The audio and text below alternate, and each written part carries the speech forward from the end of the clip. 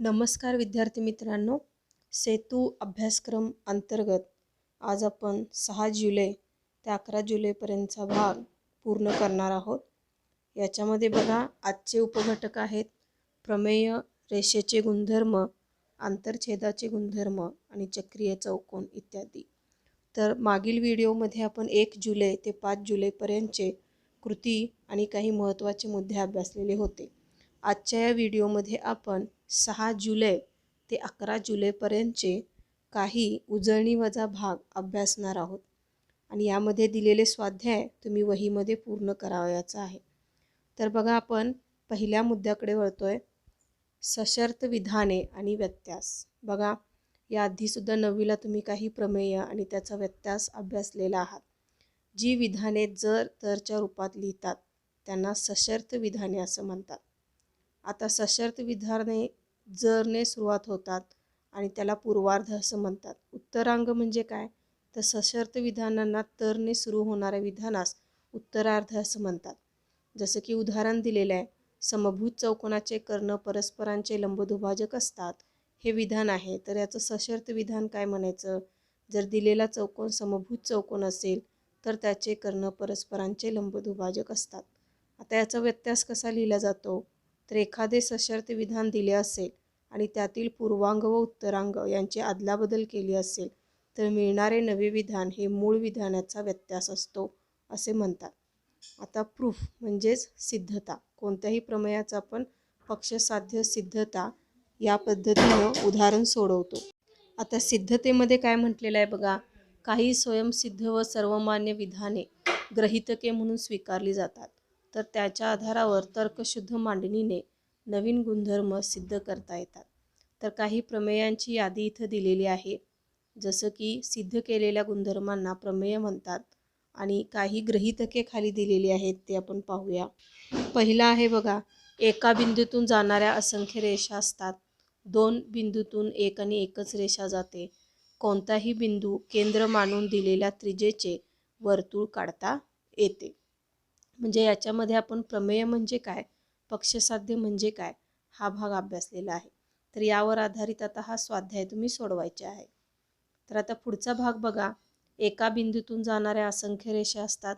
2 बिंदूतून एक आणि एकच रेषा जाते. कोणताही बिंदू केंद्र मानून दिलेल्या त्रिज्येचे वर्तुळ काढता येते. सर्व काटकोन परस्परांशी एकरूप असतात. 2 रेषा व त्यांची छेदिका काढली असता एका बाजूला तयार झालेल्या आंतरकोनाची बेरीज 2 काटकोनांपेक्षा कमी असेल तर त्या रेषा त्याच दिशेने वाढवल्यावर एकमेकांना छेदतात. तर याचंसुद्धा सिद्धता तुम्ही इयत्ता 9वीला अभ्यासलेला आहात. एखाद्या गुणधर्माची तर्कशुद्ध सिद्धता देता येत असेल तर तो गुणधर्म सत्य मानला जातो. त्यासाठी केलेल्या तर्कशुद्ध मांडणीला त्या गुणधर्माची म्हणजे प्रमेयाची सिद्धता म्हणतात. आता साध्य म्हणजे काय, एखादे सशर्त विधान सत्य आहे असं आपल्याला सिद्ध करायचे आहे आणि जेव्हा त्याच्या पूर्वांगाला पक्ष आणि उत्तरांगाला साध्य म्हणतात. सिद्धतेचे प्रत्यक्ष आणि अप्रत्यक्ष असे 2 प्रकार आहेत. म्हणजे विद्यार्थी मित्रांनो बघा, भूमितीमध्ये प्रमेय आहेत. प्रमेयामध्ये आपण दिलेली जी माहिती असते ती पक्षामध्ये लिहितो, म्हणजे तो प्रमेयाचा पूर्वार्ध असतो. त्यानंतर त्या प्रमेयाशी संबंधित आपण रचना करतो आणि त्याची तर्कशुद्ध मांडणी सिद्धतेमध्ये करतो. म्हणजेच कोणतंही विधान सिद्ध करण्यासाठी पक्ष, साध्य, रचना, सिद्धता या पायरीनुसार आपण ती विधाने काय करत असतो, सिद्ध करत असतो. तर बघा विद्यार्थी मित्रांनो, आता हा स्वाध्याय दुसरा तुम्ही पूर्ण करायचा आहे वहीमध्ये. तर पुढील मुद्दे बघा. पुढील मुद्द्यामध्ये बघा काही परिमेय संख्यांचे गुणधर्म त्यांनी दिलेले आहेत. जसं की बेरजेचं गुणधर्म आहे, गुणाकाराचं गुणधर्म आहे. जसं की बेरजेच्या गुणधर्मामध्ये बघा 5/7 अधिक 3/7 यांची बेरीज किती आलेली आहे, 8/7. म्हणजे छेद समान असेल तर अंशांची बेरीज केलेली आहे. गुणाकारामध्ये बघा छेदाछेदांचा आणि अंशांचा गुणाकार केलेला आहे. म्हणजे 5×3=15, 7×7=49. मग त्यानुसार सूत्र खाली त्यांनी दिलेलं आहे, A अधिक B अधिक C बरोबर A अधिक B अधिक C. त्याच पद्धतीनं आणखीन काही उदाहरणं त्यांनी सोडवून दिलेले आहेत की ज्याच्यामध्ये बघा बेरजेचे गुणधर्म स्पष्ट होतात. जसं की A अधिक 0 बरोबर 0 अधिक A बेरीज तितकीच येणार आहे. किंवा कोणत्याही संख्येला 1 गुणलं असता उत्तर 1च येतं. किंवा 0 कोणत्याही संख्येला गुणलं असता उत्तर 0 येतं. त्याच पद्धतीनं तुम्ही गुणाकार व्यस्त शिकलेला आहात. गुणाकार व्यस्त म्हणजे काय? दिलेल्या अपूर्णांकाचा छेद आणि अंश बदलून लिहिणे म्हणजे गुणाकार व्यस्त होय. तर यालाच साहचर्य, अविकारक आणि व्यस्त असं म्हटलं जातं. म्हणजे गुणधर्म कोणकोणते सांगितले? क्रमनिरपेक्षता, साहचर्य, अविकारक आणि व्यस्त. क्रमनिरपेक्षता म्हणजेच काय? बेरीज किंवा गुणाकार करण्यासाठी काही क्रम ठरलेला आहे अपूर्णांकामध्ये.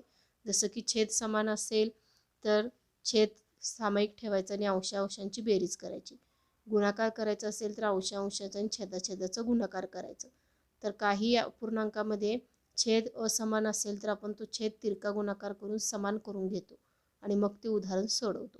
म्हणजे हे गुणधर्म अगदी तुम्ही 5वी पासून शिकलेला आहात. तर यानंतर साहचर्य म्हणजे काय? याच्यामध्ये सुद्धा बघा, कंसाच्या बाहेर एखादा घटक असेल तर त्या बाहेरच्या घटकाने आपण कंसातील आतल्या प्रत्येक संख्येला गुणाकारात करून घेतो. ठीक आहे, हे साहचर्य आहे. तर अविकारक म्हणजे काय? कुठल्याही संख्येमध्ये शून्य मिसळले असता येणारं उत्तर तेच असतं, किंवा गुणाकारामध्ये कुठल्याही संख्येला शून्याने गुणलं की उत्तर शून्य येतं. आणि व्यस्त म्हणजे तुम्हाला माहीत आहे, छेद आणि अंशाची अदलाबदल करून जी संख्या लिहिली जातं त्याला व्यस्त क्रिया असं म्हटलं जातं. तर विद्यार्थी मित्रांनो, आता बघा, हा स्वाध्याय तुम्ही सोडवणार आहात. स्वाध्याय सोडवण्यासाठी तुम्ही इयत्ता 9वीचा आधार घेऊ शकताय. तर आता आपण पुढील मुद्द्याकडे वळूया. याच्यामध्ये करणी हा भाग स्पष्ट केलेला आहे. करणी म्हणजे वर्गमुळात ए ही करणी संख्या असेल तर वर्गमुळात या चिन्हाने, वर्गमुळाच्या चिन्हाला करणी असं म्हणतात. तर n या संख्येला त्या करणीची कोटी म्हणतात आणि ए ह्या करणीची संख्या असते. कोटी 2 असणाऱ्या करणीला वर्गकरणी असं म्हणतात. जसं की उदाहरणार्थ वर्गमुळात 8 आणि या करणीची कोटी किती आहे? 5 आहे आणि करणीस्थ संख्या किती आहे? 8 आहे. तसं आणखीन एक उदाहरण दिले, वर्गमुळात 7 या करणीची कोटी 2 आहे म्हणून ही वर्गकरणी आहे. तर आणखीन एक भाग दिले, सजातीय करणी कशाला म्हणायचं? ज्या करणीची कोटी समान आणि करणीची संख्याही समान असते अशा करणींना सजातीय करणी असं म्हणतात.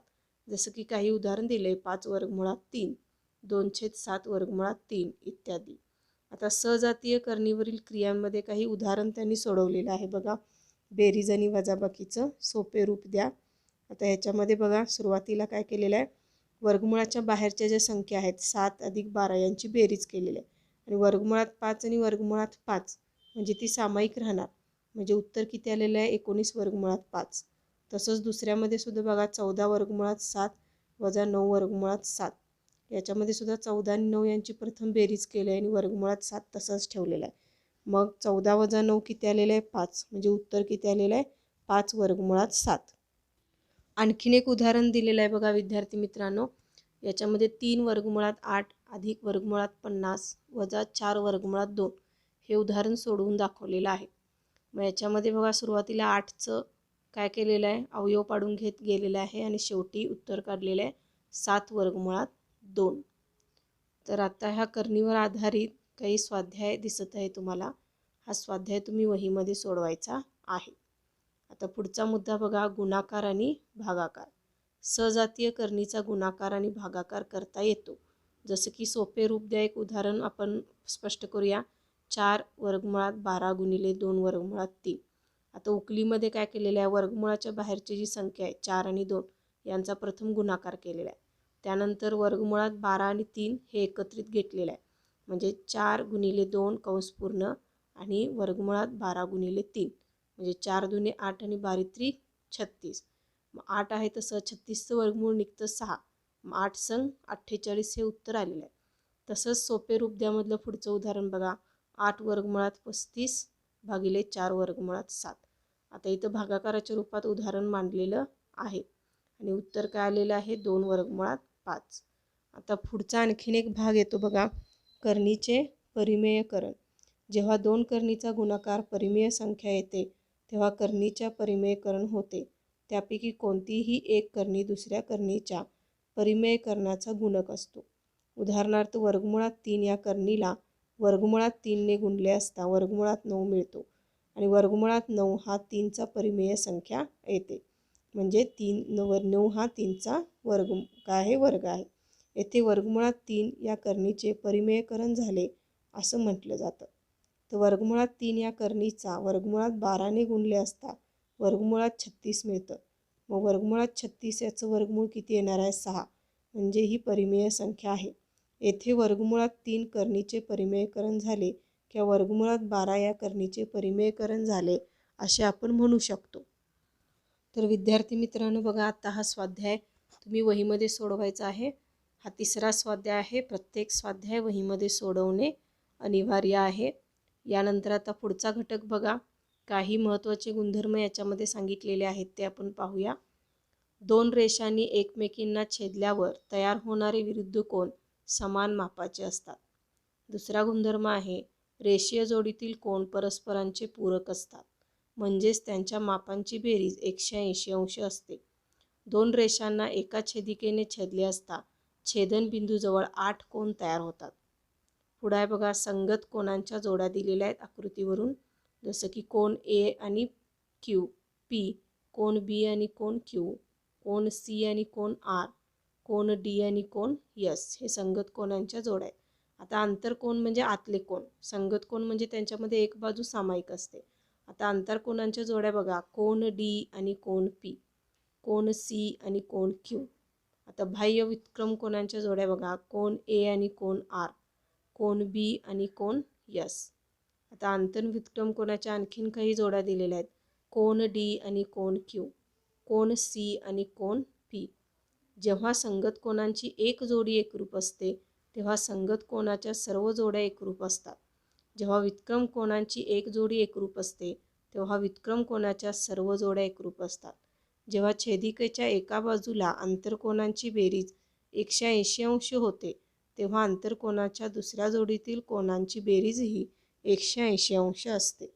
म्हणजे विद्यार्थी मित्रांनो, या घटकामध्ये तुम्हाला संगत कोनाच्या जोड्या, आंतरकोनाच्या जोड्या, बाह्य व्युत्क्रम कोनाच्या जोड्या आणि आंतरव्युत्क्रम कोनाच्या जोड्या सांगता आल्या पाहिजेत, लिहिता आल्या पाहिजेत. यासाठी तुम्ही 9वीच्या पुस्तकाचा संदर्भ घेऊ शकताय. आता आणखीन काही मुद्दे बघा याच्यामध्ये. आंतरकोनाचे प्रमेय. 2 समांतर रेषांना एका छेदिकेने छेदले असता छेदिकेच्या कोणत्याही एका बाजूला असणारे आंतरकोन एकमेकांचे पूरक असतात. पुढचा आहे संगत कोनांचे प्रमेय. 2 समांतर रेषांना एका छेदिकेने छेदले असता तयार होणाऱ्या संगत कोनाच्या प्रत्येक जोडीतील कोनाची मापे समान असतात. आणि व्युत्क्रम कोनाचे प्रमेय सुद्धा तुम्ही अभ्यासलेले आहात. 2 समांतर रेषांना एकाच छेदिकेने छेदले असता तयार होणाऱ्या व्युत्क्रम कोनाचे प्रत्येक जोडातील कोनाची मापे ही समान असतात. तर विद्यार्थी मित्रांनो, हे आहे रेषा आणि त्याच्या आंतरछेदामुळे तयार होणारे कोन आणि त्याच्या कोनाचे काही गुणधर्म आणि प्रमेय, जे तुम्ही इयत्ता 9वीला अभ्यासलेला आहात. आता स्क्रीनवरती तुम्हाला पुढचा स्वाध्याय दिसत आहे. तो स्वाध्याय तुम्ही बघून सोडवायचा आहे. उत्तरासाठी तुम्ही 9वीचं पुस्तक वापरू शकताय. उत्तरं शोधून व्यवस्थित अचूक लिहिणं अपेक्षित आहे. तर आता पुढील भाग बघा, तुम्हाला स्क्रीनवरती स्वाध्याय दिसत आहे. हे सगळं 9वीच्या पुस्तकामधलं आहे. तुम्ही ते पुस्तकामधलं पाहून शोधून सर्व उत्तरं काय करायची आहेत, पूर्ण करायचे आहेत. प्रश्न 3रा हा सुद्धा त्याच्यामधलाच आहे. तर आता बघा, आणखीन काही महत्त्वाच्या गुणधर्माकडे आपण जाऊया. समांतर रेषांची आंतरकोन कसोटी. 2 भिन्न रेषांना एका छेदिकेने छेदले असता छेदिकेच्या एका बाजूच्या आंतरकोनांची बेरीज 180 अंश असेल तर त्या रेषा समांतर असतात. दुसरा गुणधर्म कसोटी आहे बघा, समांतर रेषांची व्युत्क्रम कोन कसोटी. 2 भिन्न रेषांना एका छेदिकेने छेदले असता तयार होणाऱ्या व्युत्क्रम कोनांची एक जोडी एकरूप असेल तर त्या रेषा समांतर असतात. तिसरा आहे समांतर रेषांची संगत कोन कसोटी. 2 भिन्न रेषांना एकाच छेदिकेने छेदले असता तयार होणाऱ्या संगत कोनांची एक जोडी एकरूप असेल तर त्या रेषा समांतर असतात. आता याचे काही उपप्रमेय आहेत बघा, 2 उपप्रमेय. एक होतं, जर एक रेषा त्याच प्रतलातील 2 रेषांना लंब असेल तर त्या 2 रेषा परस्परांना समांतर असतात. आणि उपप्रमेय क्रमांक 2 आहे, जर एका प्रतलातील 2 रेषा त्याच प्रतलातील 3ऱ्या रेषेला समांतर असतील तर त्या 2 रेषा परस्परांना समांतर असतात. आणखीन एक प्रमेयाचा उल्लेख केलेला इथं, कोणत्याही त्रिकोणाच्या 3ही कोनांच्या मापांची बेरीज 180 अंश असते. आता हा गुणधर्म अगदी तुम्ही इयत्ता 6वीपासून शिकलेला आहात. तर पहा विद्यार्थी मित्रांनो, आता पुढचा स्वाध्याय आहे. हा स्वाध्याय देखील तुम्ही वहीमध्ये सोडवायचा आहे. आज एकूण आपण 6, 7, 8, 9, 10 म्हणजे एकूण 5 स्वाध्याय दिलेले आहेत. ते 5ही स्वाध्याय वहीमध्ये लिहून पूर्ण ठेवायचं आहे.